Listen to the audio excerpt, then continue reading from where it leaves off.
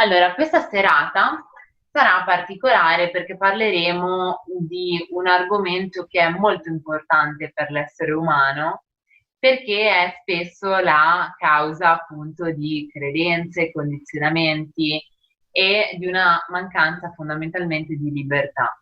Tutto quello che cerchiamo di trasmettere, sia io che Filippo, sia nelle coaching collettive, sia in tutto quello che facciamo, è proprio l'aiutarvi ad essere e a riprendere a pieno la vostra libertà, la libertà di tutto ciò che siete e il poter davvero riuscire ad esprimervi a pieno.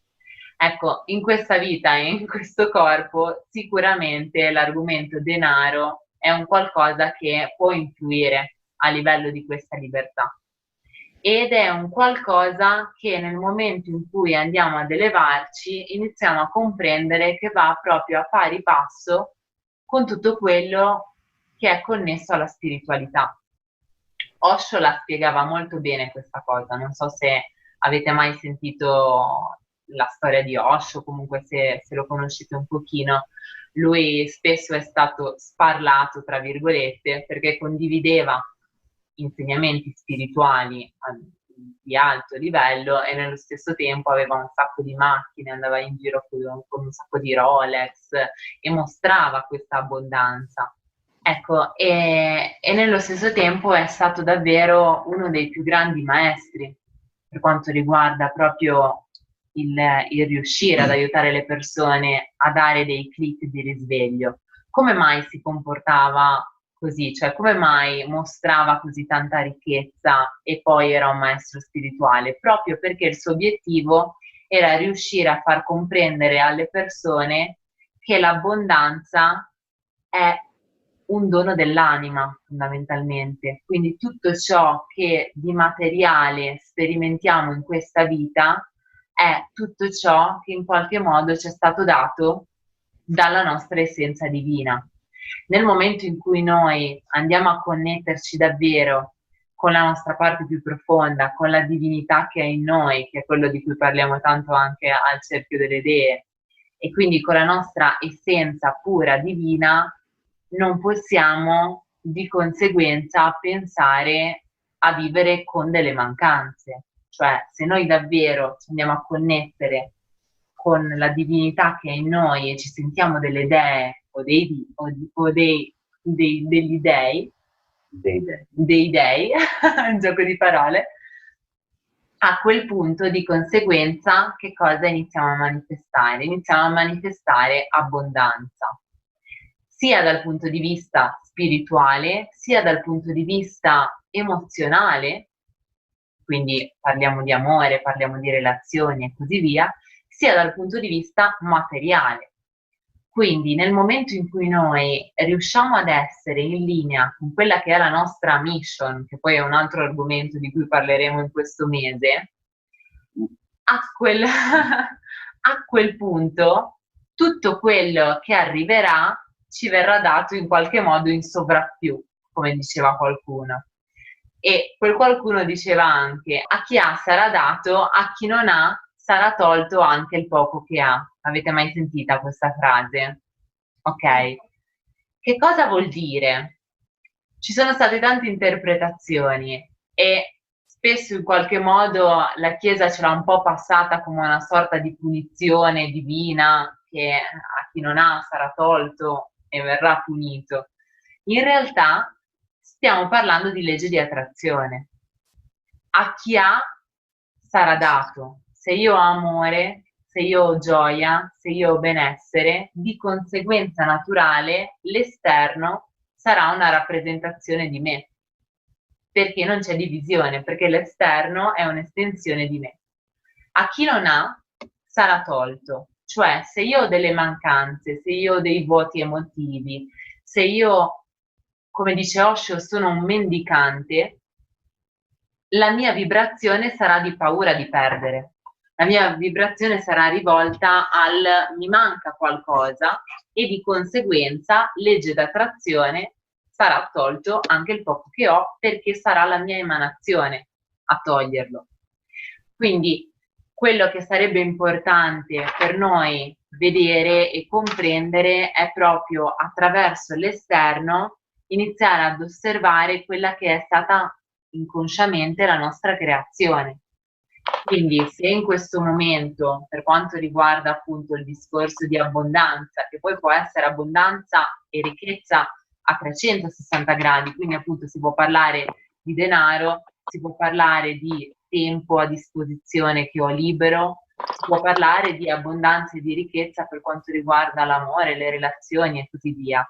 Ecco, in base a quello che ho all'esterno, posso chiedermi con che cosa devo lavorare all'interno di conseguenza.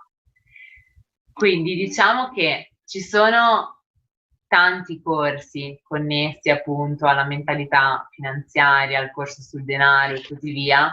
Non vogliamo trasmettervi questo stasera, ma vogliamo riuscire a darvi dei click più profondi in modo che tutto il resto sarà una conseguenza naturale. Perché per quanto riguarda il punto di vista della personalità, la nostra parte più egoica vorrebbe in qualche modo questa abbondanza di cui parliamo. Il punto è che non avviene mai a caso e non avviene mai se in realtà non ha uno scopo più elevato. Vi faccio un esempio. Se in questa vita sto sperimentando il fare l'edicolante, ok? E esco di casa e davanti a casa c'è la mia edicola.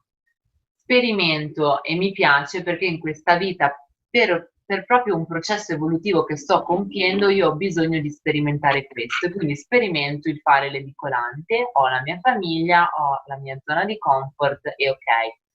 E inizio a conoscere i corsi, ad esempio, di network marketing, eccetera, e mi dicono visualizza il Ferrari, visualizza la villa e così via. Ok? Se la mia mission in realtà è quello che io sto facendo, probabilmente quel Ferrari non lo attrarrò mai, perché fondamentalmente non mi serve per l'esperienza che sto facendo. Mi seguite? Ok. Nel momento in cui invece, ad esempio, la mia mission è viaggiare oppure costruire dei centri per bambini in Africa o diventare un cantante famoso e avere milioni e milioni di persone che mi seguono, di conseguenza naturale il mio flusso di abbondanza arriverà esattamente adatto proprio per il mio stile di vita, quello che mi serve. E poi qui torniamo un po' a un affidarsi, a un lasciar fluire, quindi al far sì che l'energia femminile ci guidi, cioè che vale anche per i maschietti, ovviamente. Il lasciare accadere affidandoci al fatto che tutto ciò che è in serbo per noi in qualche modo arriverà. Quando è che non arriva? Quando la nostra credenza principale è non mi fido, non mi affido, credo che devo cavarmela da solo. Cioè quando entro in quel ruolo maschile dove la mia energia si focalizza sul mio piccolo io che in qualche modo deve sopravvivere, quindi siamo in un'ottica di dualismo, e penso che se non compio determinate azioni, se non faccio determinate cose, probabilmente non meriterò quell'abbondanza. Ecco, se io mi connetto invece direttamente con la mia essenza divina, comprendo che tutto questo non esiste. Se io sono certo o sono certa che c'è un qualcosa di infinitamente più grande di me, che in qualche modo si occupa di me e non mi lascerà da sola, allora quella fiducia, quell'affidarsi farà sì che l'abbondanza di conseguenza arrivi a me. Salvatore Brizzi, non so se lo conoscete, dice che quando ha iniziato a scrivere i suoi libri, parlando con l'universo, ha proprio detto, ok, io allora mi metto a fare questo, al resto, quindi ai soldi ci pensi tu. Ha fatto una sorta di patto con chi sta più in alto. Il punto è il riuscire davvero a livello profondo a credere questo e a consapevolizzare questo. E qui andiamo a connetterci con quelle che possono essere le nostre credenze. Molto spesso mi è capitato, soprattutto nel mondo appunto della spiritualità, che tante persone vedevano il denaro come un qualcosa da eliminare, come un qualcosa che più di tanto in realtà non piaceva. E secondo voi, se la nostra anima, se la nostra parte più profonda non avesse voluto sperimentarlo, saremmo qui su questo pianeta? No. Ok. Quindi se siamo qui, non è a caso, e siamo qui proprio per sperimentare anche tutto ciò che è connesso alla materialità. Se abbiamo delle resistenze su questo, che tra l'altro è un qualcosa che ho notato che spesso va proprio di pari passo anche con le relazioni, perché è tutto quello che è connesso al radicamento terreno.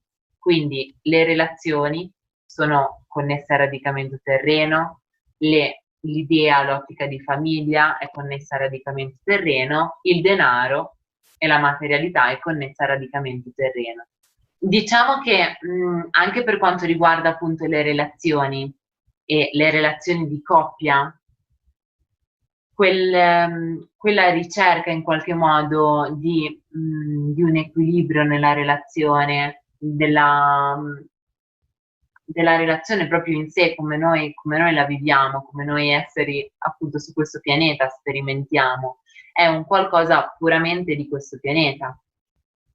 Quindi è un qualcosa che sperimentiamo in questa vita, in questo corpo. Tutto ciò che è connesso in qualche modo alla stabilità, all'equilibrio, al radicamento, è connesso a questo pianeta. Anche l'idea, l'ottica di famiglia, anche se poi la famiglia è anche quella che possiamo chiamare la famiglia dell'anima.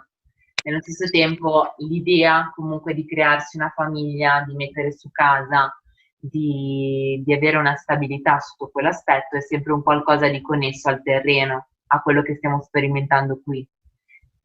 Idem per quanto riguarda il denaro, per quanto riguarda tutto ciò che è materiale.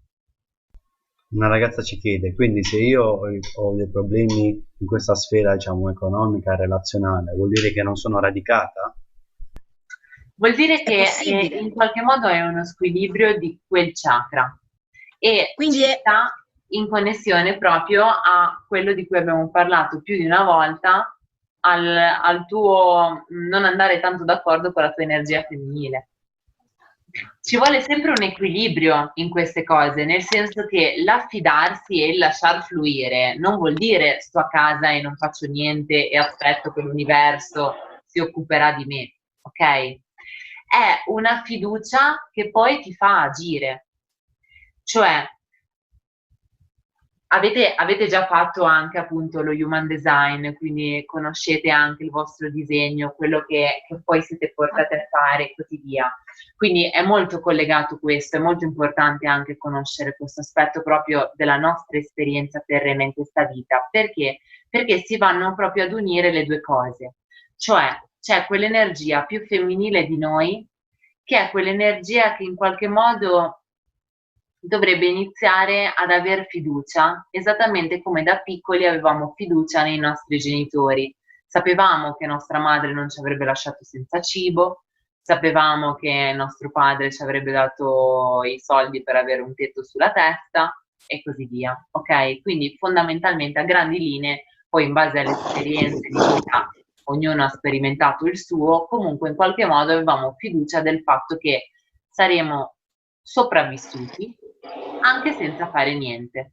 Questo i primi anni di vita lo credevamo, non ci pensavamo neanche perché era scontato, era ovvio. Avevamo fiducia come oggi abbiamo estremamente fiducia nel nostro prossimo respiro. Non ci pensiamo nemmeno, diamo per scontato che ci sarà. Ecco, questa fiducia è la stessa fiducia che dovremo riuscire a porre nel sapere davvero a livello profondo che tutto ciò che ci accade e tutto ciò che ci arriva è assolutamente perfetto per noi in questo momento, esattamente come sarà perfetto il prossimo respiro che faremo.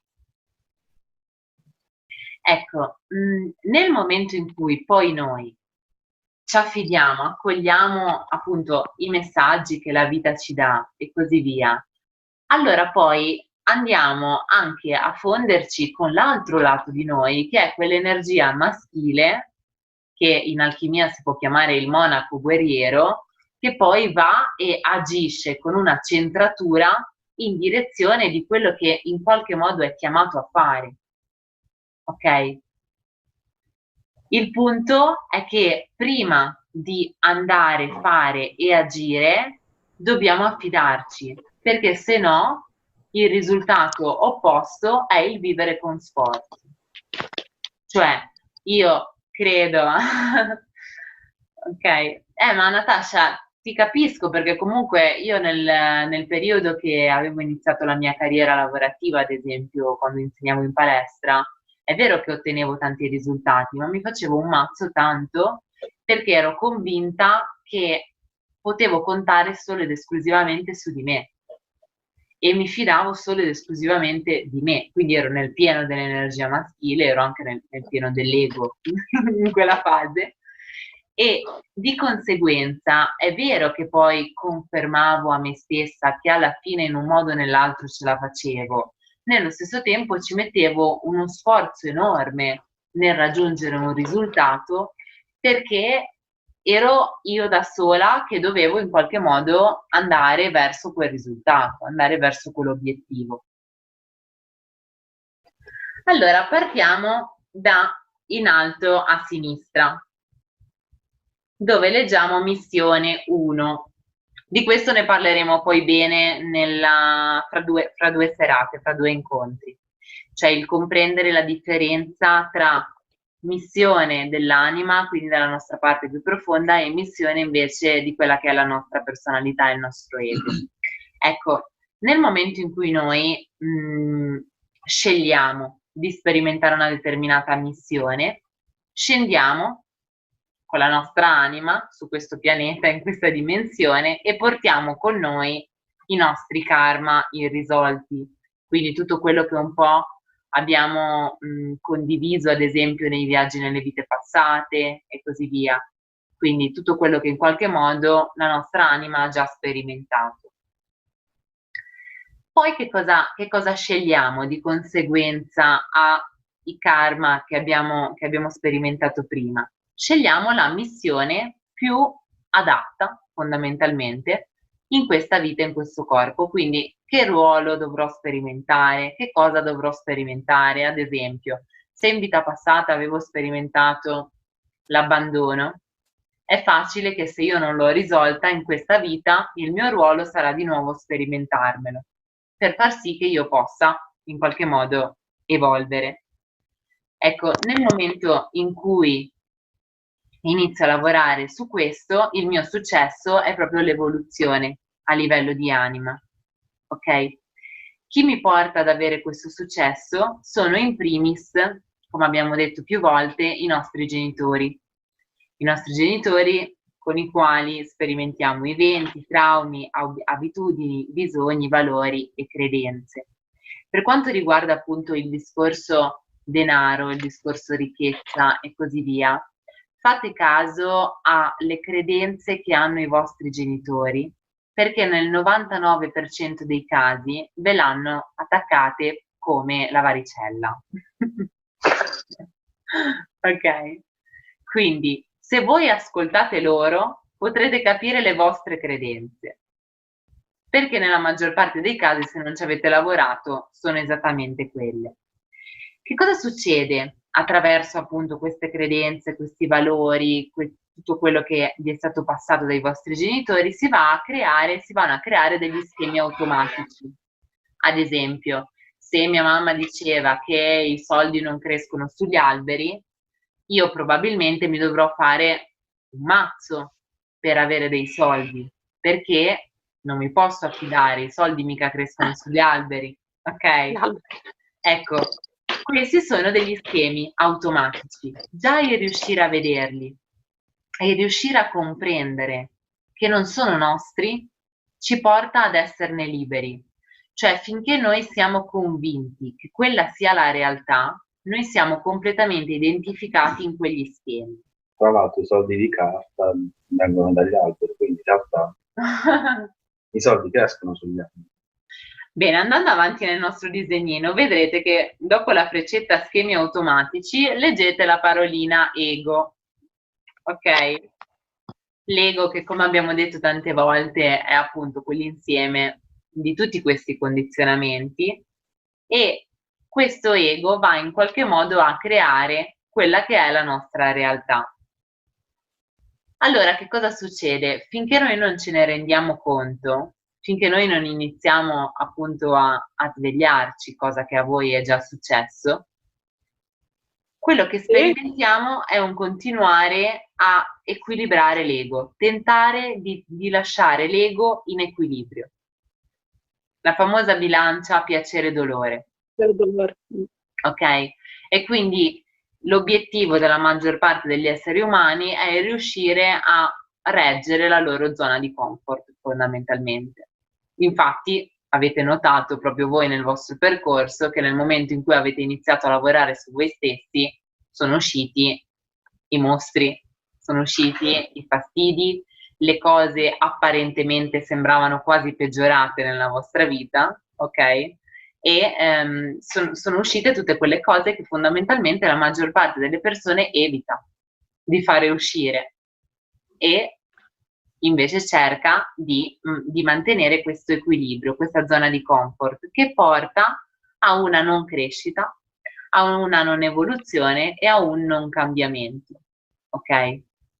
Quindi è vero che apparentemente sembrano tranquilli e tante persone in coaching a volte mi dicono, cavolo, prima ero così tranquilla, ho iniziato a fare un lavoro su di me, si è rivoluzionato tutto. Ecco, perché stai iniziando ad evolvere. E nel momento in cui stai iniziando ad evolvere avvengono anche dei salti e delle trasformazioni, anche dal punto di vista connesso al denaro slash lavoro. Cioè nel momento in cui iniziamo a svegliarci, molto spesso accade che ad esempio si cambia lavoro, si iniziano a seguire di più quelle che possono essere le nostre passioni, o comunque si inizia ad avere un approccio differente al lavoro, cioè non viviamo più per lavorare o non vendiamo più fondamentalmente il nostro tempo in cambio di denaro, ma iniziamo ad occupare il nostro tempo in qualcosa che davvero amiamo, o se il nostro lavoro è qualcosa che non tanto amiamo, cerchiamo a quel punto di compensare il resto del tempo in qualcosa che davvero amiamo. Questo fa proprio parte del nostro risveglio, è proprio una delle fasi principali del risveglio. E l'ego, nell'altra freccetta, potete vedere che ha una missione sua e di cui ne parleremo meglio poi appunto la prossima volta. Seguendola, come potete vedere nel continuo, diciamo che il risultato non è poi una meraviglia. Ok? Perché? Non perché c'è qualcuno in alto che ci punisce, come fanno credere alcune religioni, ma perché fondamentalmente la nostra parte più profonda, la nostra anima, non è qui per stare in una zona di comfort. È venuta qui con uno scopo specifico ed è una divinità che in qualche modo vuole manifestarsi anche qui, su questo pianeta. Ecco, tornando in alto, tornando alla missione, al ruolo, come ho detto prima, da una parte ci sono i genitori che in qualche modo ci fanno sperimentare gli eventi, i traumi, le credenze e così via, dall'altra parte ci sono anche altre persone, altri eventi, anche gli eventi dolorosi che ci permettono di compiere quelli che poi possono essere i salti più grandi nel momento in cui, come abbiamo detto tante volte, c'è una comprensione e c'è un'accettazione. A quel punto avviene una riprogrammazione e un risettaggio delle intenzioni che ci porta ad un cambiamento che ci porta a riunirci a quella che poi è la nostra missione e il nostro ruolo. Credenze tipo i soldi bisogna guadagnarseli, bisogna sudarseli.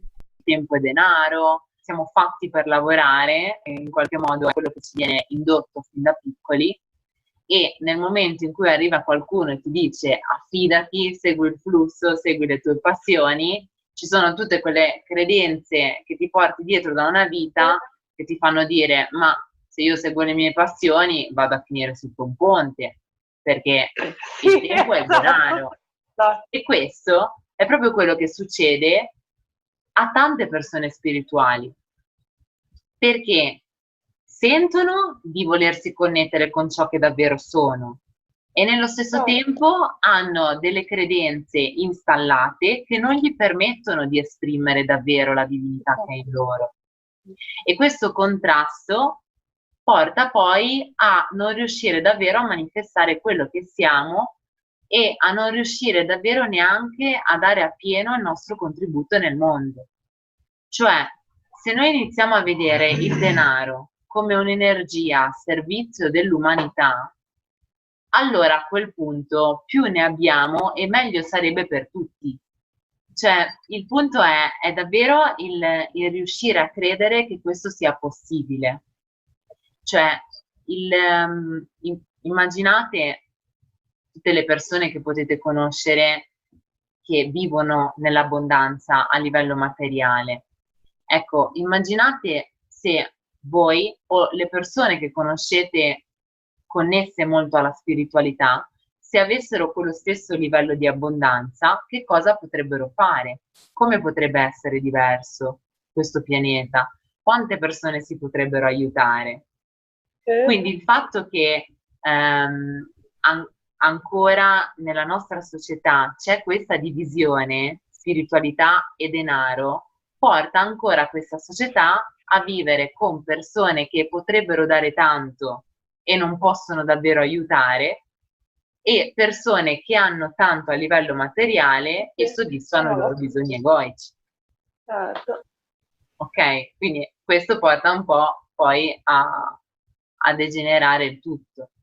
Quindi quello che dovremmo riuscire a fare è davvero l'andare oltre con fiducia, consapevoli del fatto che nel momento in cui noi davvero siamo al servizio, tutto il resto arriverà come una conseguenza naturale. È che siamo talmente poco abituati ad affidarci così che a volte ci arrivano anche questi segnali, questi doni, ma abbiamo bisogno di riceverne tanti prima che iniziamo a crederci. Ad esempio, anche io e Filippo possiamo raccontarlo un po' attraverso le nostre esperienze, quindi quante volte magari ci siamo affidati senza avere minimamente idea di dove saremmo andati, di cosa sarebbe successo e così via, anche girando per il mondo, cioè prendevamo un volo così alla cieca, boh, dove andremo, non so, ci affidiamo. E ogni volta trovavamo delle situazioni che davvero sembrava che l'universo ci avesse fatto piovere dal cielo degli angeli o degli esseri di luce comunque arrivati a guidarci, ad aiutarci. E nonostante ciò, ogni volta ci stupiamo di quello che l'universo ci dà, perché non siamo ancora completamente abituati del fatto che effettivamente c'è sempre un qualcosa di infinitamente più grande di noi che ci guida incondizionatamente. C'è gente che mi riferisco a un amico che ha tanti di quei soldi in banca, ma che continua a lavorare, cioè vorrebbe fare per esempio la vita nostra, ci invidia, ci dice beati voi che fate sta vita, però ha magari 30-40 volte il denaro che abbiamo noi, ma si comporta come se non lo avesse. Cioè è venuto, mi sa, 3 volte in Thailandia per tipo 2 settimane, massimo un mese, e poi tornava a lavorare perché aveva paura di perdere quel denaro che aveva. Quindi in realtà non ce l'ha, è come se non ce l'avesse. Cioè, infatti, la vera abbondanza non è mai connessa in realtà a quanto è grande il nostro conto in banca, ma allo stile di vita che noi sperimentiamo ogni giorno. Cioè, a quante restrizioni ci diamo, a quanto crediamo di meritarcelo, anche nelle piccole cose. Quindi andiamo a fare la spesa o andiamo in un posto carino e così via, oppure lo evitiamo per evitare di spendere. anche lì dietro ci sono sempre delle credenze. Quindi ogni azione che compiamo, anche la scelta di un prodotto al supermercato, è sempre in qualche modo connesso alle nostre credenze e all'amore che abbiamo verso noi stessi. Cioè più noi sentiamo nel profondo che meritiamo, più il denaro non è più un problema, perché diamo per scontato, sappiamo già che in qualche modo arriverà. Nel momento in cui invece c'è una sorta di non merito, che è una conseguenza di un non mi amo abbastanza, allora poi a quel punto la mia scelta sarà sempre riduttiva, perché c'è una vocina dentro di me che dice forse non me lo posso permettere. Ok? Diciamo che una delle regole più importanti è il comprendere che se vogliamo cambiare i frutti, quindi di questo momento presente, dobbiamo cambiare le radici. Quindi, come abbiamo detto anche negli altri mesi e così via, il riuscire a capire quelle che possono essere le nostre credenze, quello che ci può limitare, è anche la risoluzione di quello che poi sperimentiamo. Un'altra regola importante, che è solitamente l'opposto di quello che la maggior parte delle persone fa, è il pagare prima noi stessi e poi tutti gli altri e poi tutto il resto. Che cosa succede spesso?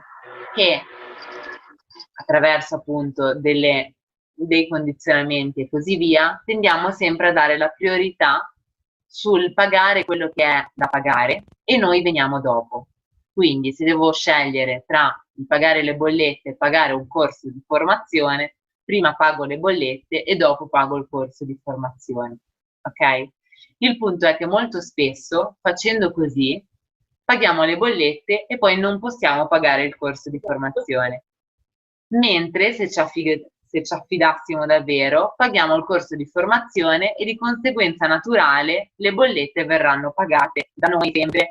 Quindi non è che vuol dire che devo trovarmi qualcuno che mi paga le bollette, ma è un affidarsi e in qualche modo qualcosa di più elevato farà sì che noi avremo anche i soldi per pagare le bollette.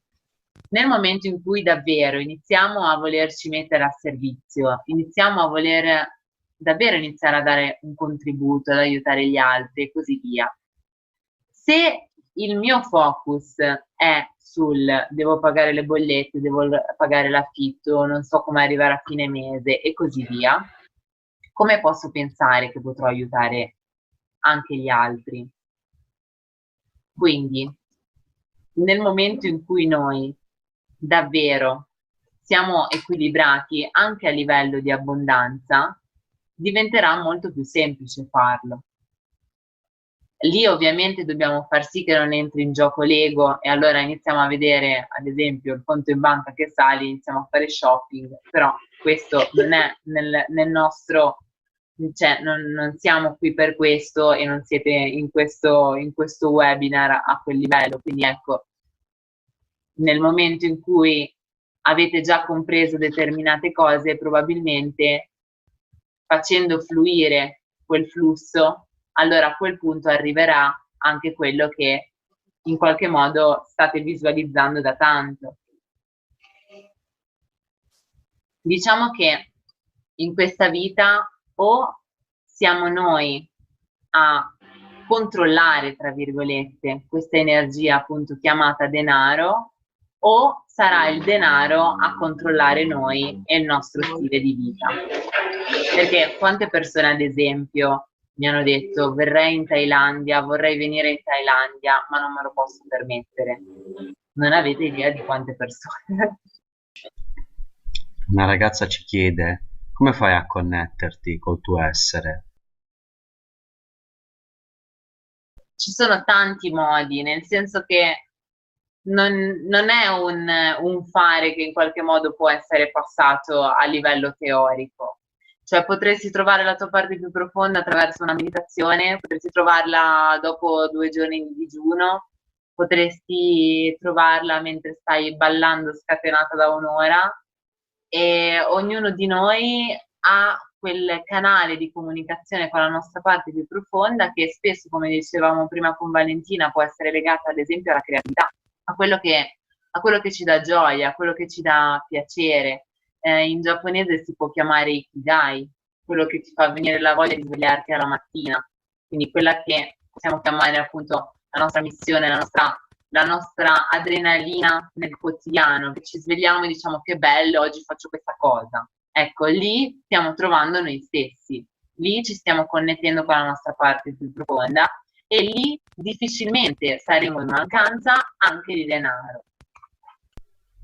Ci chiedono, come fai a distinguere una volontà dell'ego piuttosto che una volontà più profonda? Cioè ciò che ti spinge è l'ego o qualcosa di più profondo? Come fai a distinguere? Allora, sicuramente la presenza e l'osservazione ci può aiutare tantissimo a imparare a riconoscere quello che è il nostro ego e quella che è la nostra parte più profonda e analizzando anche il perché proviamo piacere verso determinate cose, possiamo anche capire se il nostro ego o se è la nostra parte più profonda.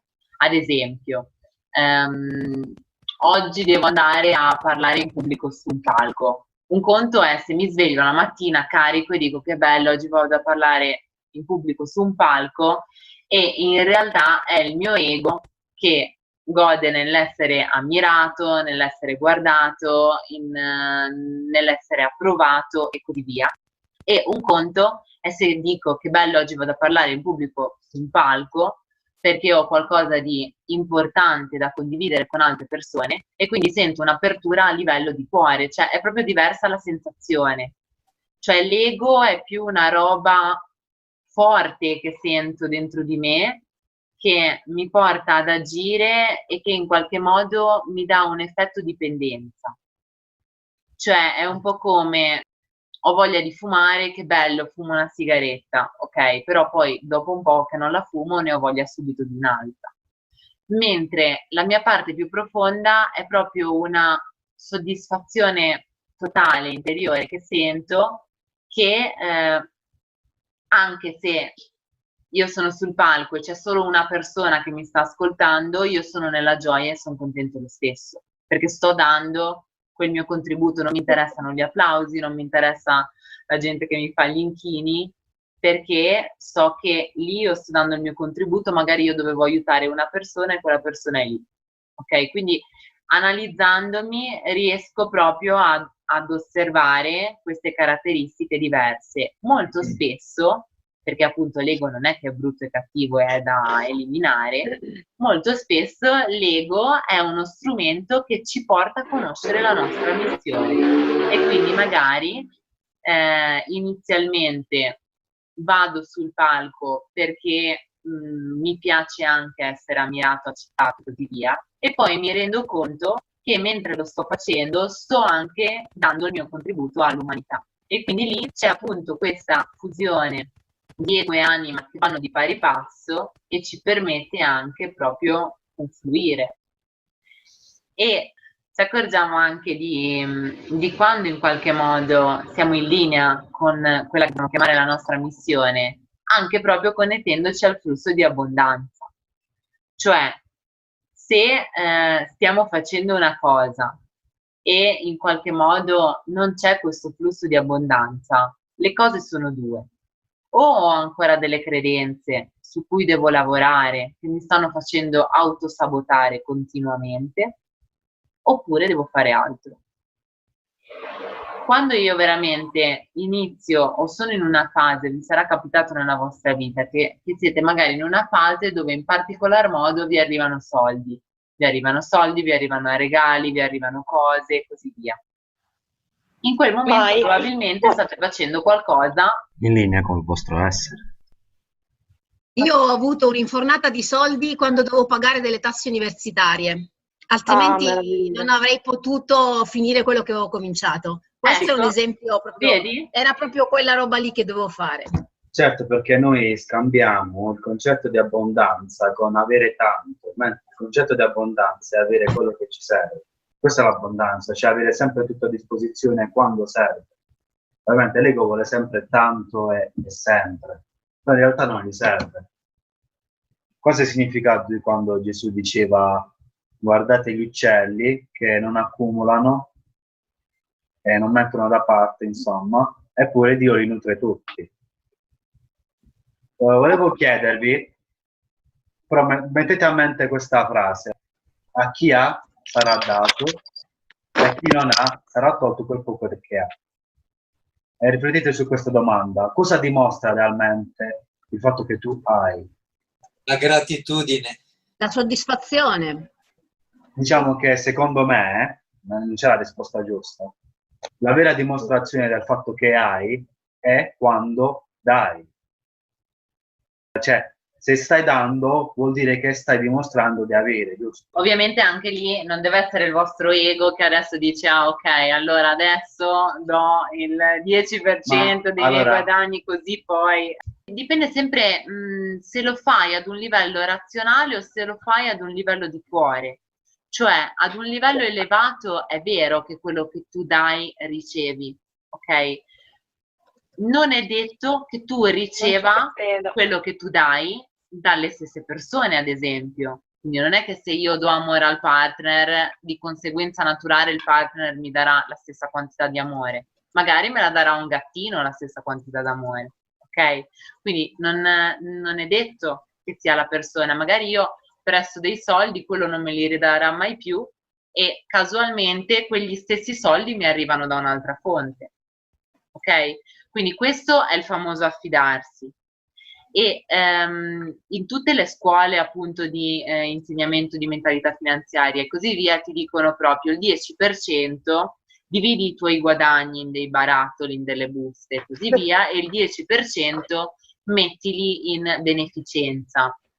Ma è importante, anche perché voi non siete più alle elementari, quindi è importante che non sia un ok, metto via 10 euro, così 10 euro mi torneranno, perché forse funziona per una persona che ha le elementari, senza offesa, nel senso che a livello evolutivo è perfetto per lui in quel momento trarre quell'insegnamento e di conseguenza la sua credenza gli permetterà di confermare quello che crede, perché per lui in quel momento è perfetto imparare quello. Ma voi siete qui adesso e avete già fatto dei salti un po' più profondi, quindi avete già passato probabilmente quella fase e sapete anche la distinzione tra razionalità e cuore. Quindi se voi a livello razionale dite ok, do 10 euro al barbone in strada, mi torneranno, è un conto. Se voi a livello di cuore li date perché sapete già che intanto vi torneranno, ma lo sapete a livello di cuore perché non c'è divisione tra te e lui, allora a quel punto vi torneranno.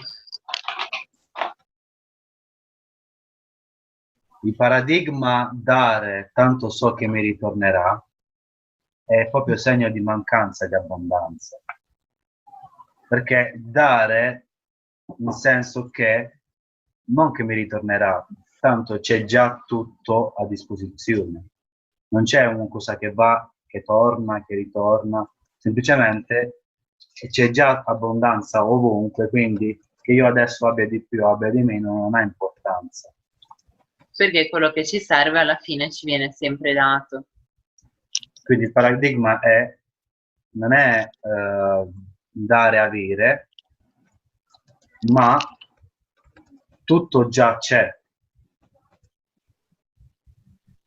Ok, allora io vi volevo leggere proprio una cosa, non so se avete mai sentito parlare del Corso in Miracoli.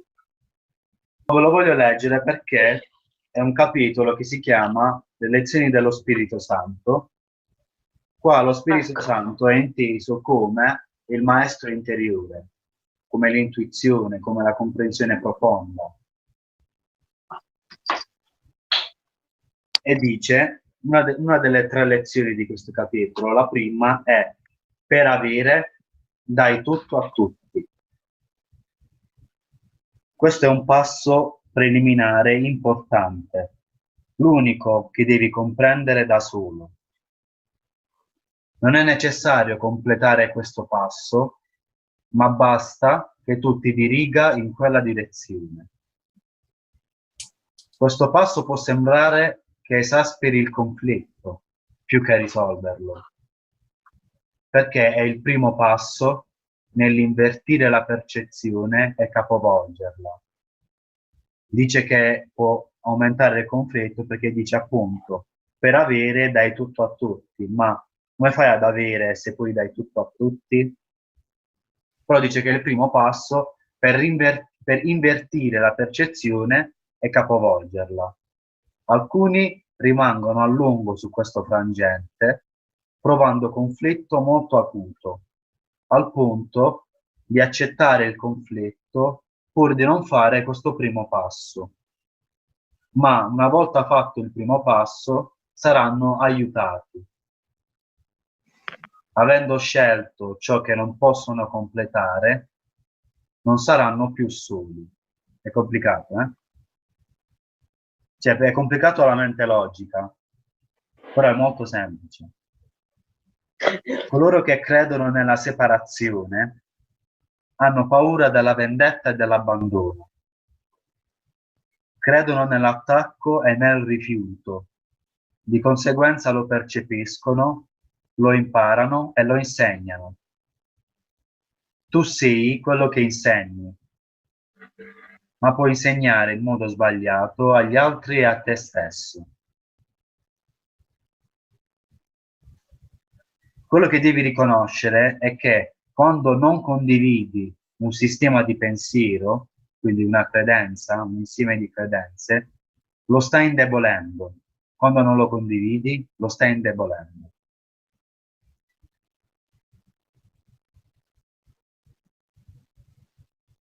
E ogni sistema di pensiero è centrato su quello che credi di essere. Se questo centro è una mancanza, da essa procede inganno. Ma se questo centro è la verità, solo la verità si estende da esso. Torniamo alla realtà. Il primo passo nel processo di inversione sta nel disfare il concetto di ottenere. Quindi la prima lezione dello Spirito Santo è stata: per avere, dai tutto a tutti. Ho detto che questo può aumentare il conflitto, perché al momento si percepisce l'avere come l'opposto del dare. E quindi questa lezione sembra avere una contraddizione. Per questo la prima lezione è difficile da imparare, è la più difficile. Ti viene insegnato a reagire come se quello in cui credi non fosse vero. Quindi se tu credi, come se noi crediamo che l'avere è l'opposto del dare, questa lezione ti sta insegnando a reagire come se quello in cui credi non fosse vero, quindi al contrario. Ecco perché l'ego percepisce la prima lezione come folle, il che è la sua unica alternativa, dato che l'altra possibilità è che sia lui il folle. Mi lasciamo Così. con questa introspezione. È paradossale, però per avere bisogna dare tutto a tutti. Non significa essere dei Babbi Natale, ma perdere quella percezione che tu hai delle cose illimitate e che dandole ti privi qualcosa a te stesso. Iniziate Questo a è osservare i vostri pensieri connesso proprio a questo nei prossimi giorni. Bene ragazzi, Vi ringraziamo per aver partecipato a questo evento. ci vediamo alla prossima. Un abbraccio, ciao.